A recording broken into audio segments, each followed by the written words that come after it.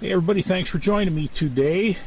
Just finishing up the breakfast dishes. I've got a hearty meal of scrambled eggs and bacon and sausage and toast in us. Sherry's putting on some more clothes because it is cold and a cold north wind this morning. It rained most of the night again last night.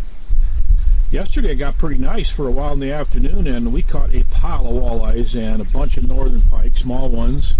And today we're going to see if we can go catch some bigger pike. And one of the things that we're going to do today is go through a channel into the upper lake here that's connected to this lake. I've never been to it before. I don't really know what's up in there. I suspect that hopefully there's some bigger pike in there, maybe some walleyes. We did really good yesterday on the walleyes and small pike, and we're just going to focus today on trying to catch some bigger pike. And it rained through the night again last night, and then a big cold front came through, so we've got a cold north wind this morning. We're going to make the most of it, keep a positive attitude. We're going to go fishing, and hey, we're not in any kind of a tournament or anything like that, so if we get tired of fishing in the cold wind, we're just going to come back, sit by the fire for a while, and then go back out or whatever it takes. So we're just going to enjoy the day here. We're in the wilderness and beautiful creation, and how can you beat that? So here we go. We'll see you in the boat in just a moment.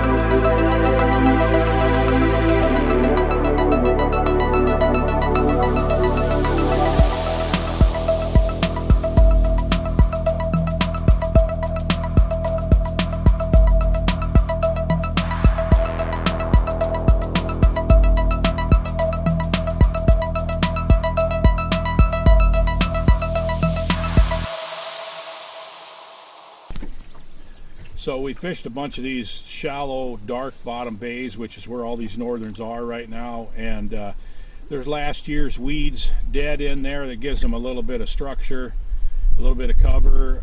We've caught probably more where we found the cabbage weed than when we found the reeds. But we've caught a lot of these pike, and for some people it might be fun, I guess, to catch 100 snot rockets a day, but frankly, pretty obvious there aren't any big pike in this lake. So I think we're just going to go ahead and go back and do a little more walleye fishing. I'd like to take some walleyes home, so we'll probably do that. I want to show you a way that's really simple to leave a piece of skin on the fish. That's easy to do, because anytime you take walleyes home from Ontario, you have to leave some skin on each fillet to get them back through the border.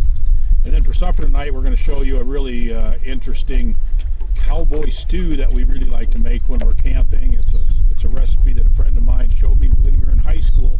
Really liked it when we camped then, and I'm still using it to this day. And so I'll show you how we make that. You might want to try that. But anyway, we'll catch some walleyes and see you back in camp.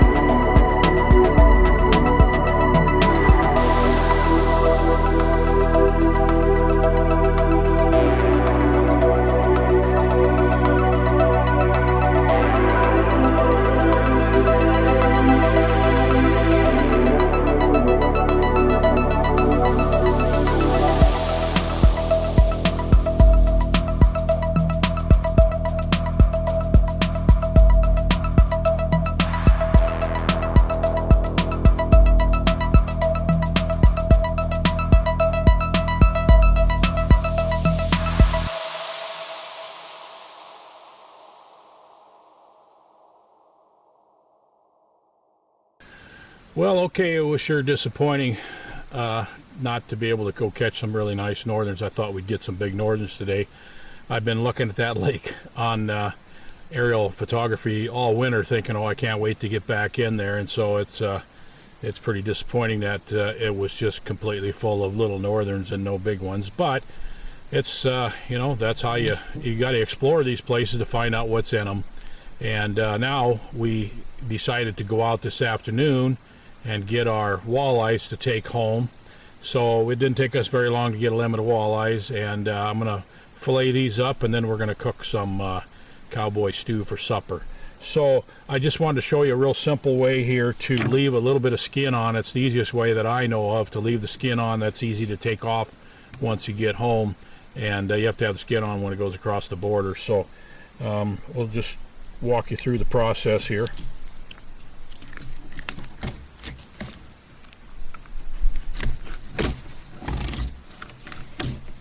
Just fillet it down, leave a little bit of skin left on there. That gives you something to hold on to peel the rest of the skin. And you just want to peel it all the way down to right there and then cut it off.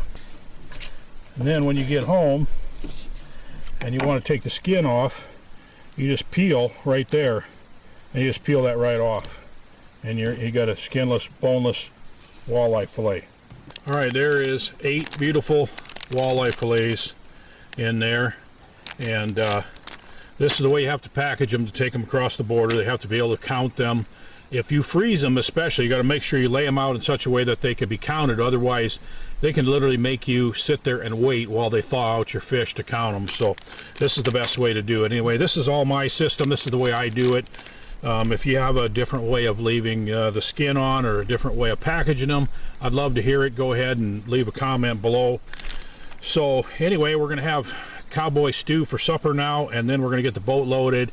Tomorrow we're going to go to a place we love to fish. It's called the Gorge, and it's a place that we drive down logging roads to get to, but we don't take the boat. It's actually a shore fishing spot where the river just comes roaring through this really narrow areas, and it creates some eddies, and usually there's walleye stacked in those eddies pretty good.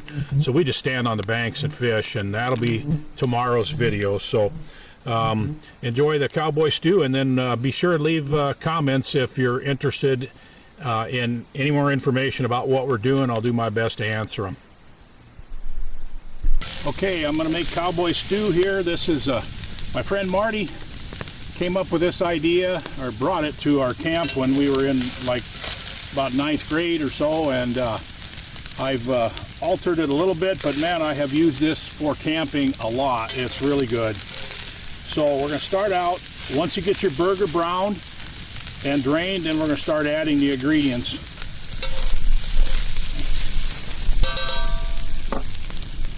Okay, the first thing we're going to do is we've got about a pound of burger, which is about right. So 2 people, 1 pound of burger, 1 can of pork and beans. That's typically about right for 2 people. Going to stir that together.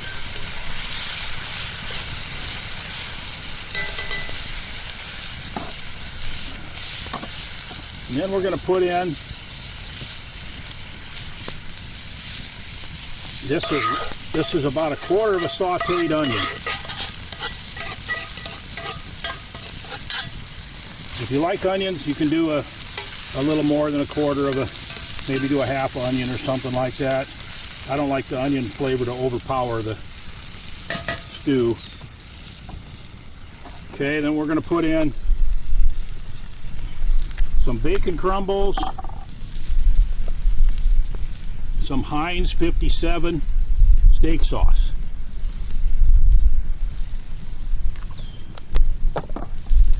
and a very exact amount of ketchup. And then we're just going to mix that all up together, stir it around.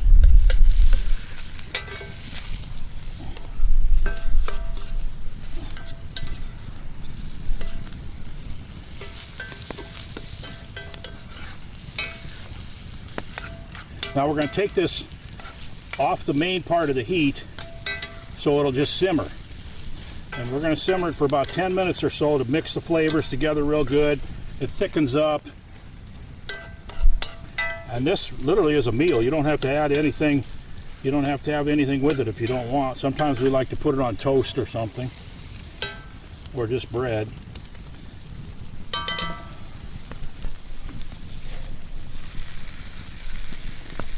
Oh, that looks good.